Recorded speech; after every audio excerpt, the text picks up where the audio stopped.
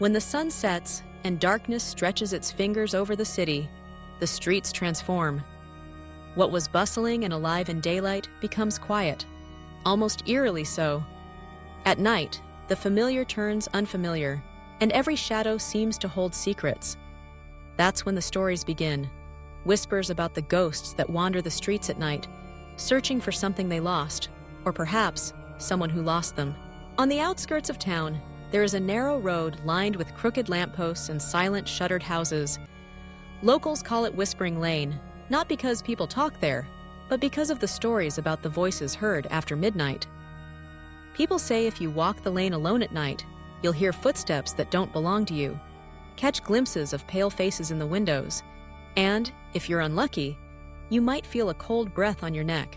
It was on such a night, when the sky was heavy with clouds and the moon hid behind them, that Lucas decided to take a shortcut home through Whispering Lane. He was late, and the silent, empty road promised a quicker path. Lucas wasn't superstitious. He didn't believe in ghosts or hauntings. He had heard the stories, everyone in town had, but he dismissed them as tales to scare children. As Lucas stepped onto the lane, his shoes echoed against the cracked pavement. The wind rustled through the leaves, sending a shiver down his spine. The air was colder here, as if the street itself exhaled a chill mist. He pulled his jacket tighter and hurried his pace. The lampposts flickered above, casting dim pools of light that barely reached the ground. It wasn't long before Lucas noticed how the silence seemed to thicken. There was no hum of traffic, no distant bark of a dog, nothing but his own heartbeat, pounding louder with each step.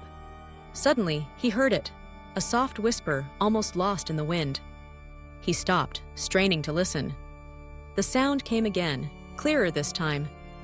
It was a voice, low and mournful, repeating a single word. Home, home. Lucas looked around, but there was no one in sight.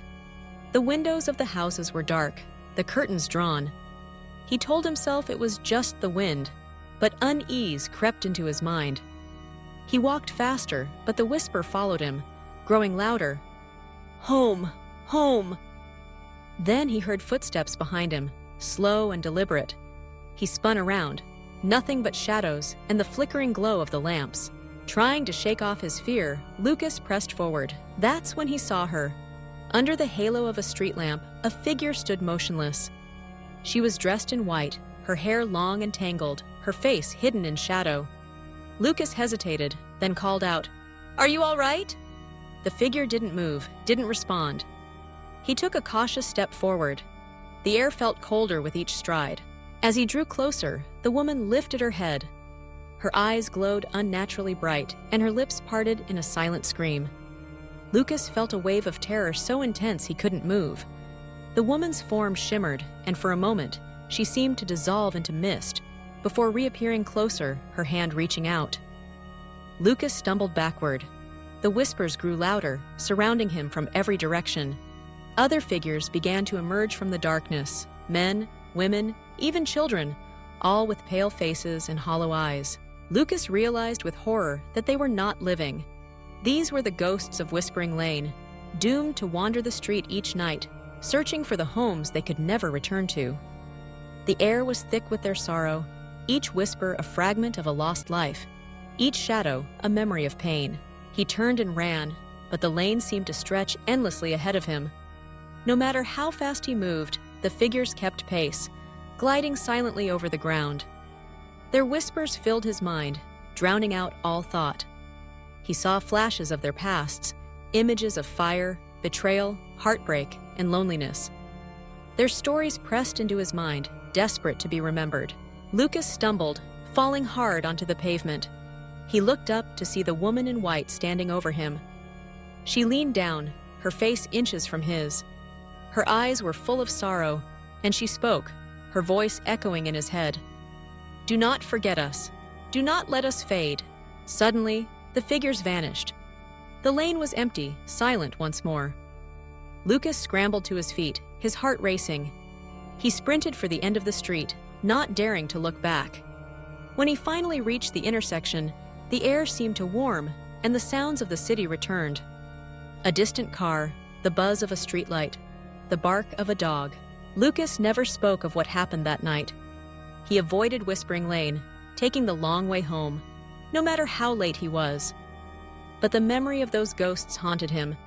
He remembered the sorrow in their eyes, the whispers in the darkness, and the plea not to forget. In the weeks that followed, Lucas noticed something strange. Whenever he passed by the end of Whispering Lane, he saw new flowers placed on the old stone wall. A rose, a daisy, sometimes a candle flickering in the wind. It seemed others, too, had felt the presence of the ghosts and were trying to offer comfort or remembrance. One night, as autumn settled in and the air grew crisp, Lucas found himself drawn back to the lane. He brought with him a single white rose and laid it on the wall. As he did, a gentle breeze stirred, and for a moment he thought he heard the faintest whisper, "Thank you." The ghosts of Whispering Lane were not evil nor vengeful. They were lost souls, longing to be remembered, to have their stories told. Lucas understood now that the real terror was not in encountering the ghosts, but in forgetting them, in letting their lives slip into the darkness without a trace. So, if you ever find yourself walking alone at night, and the shadows begin to move, and the whispers call out to you, remember the story of Whispering Lane. Remember that every ghost has a story, every shadow a sorrow. And perhaps the greatest kindness you can offer is to listen, even if all you hear is a whisper in the dark.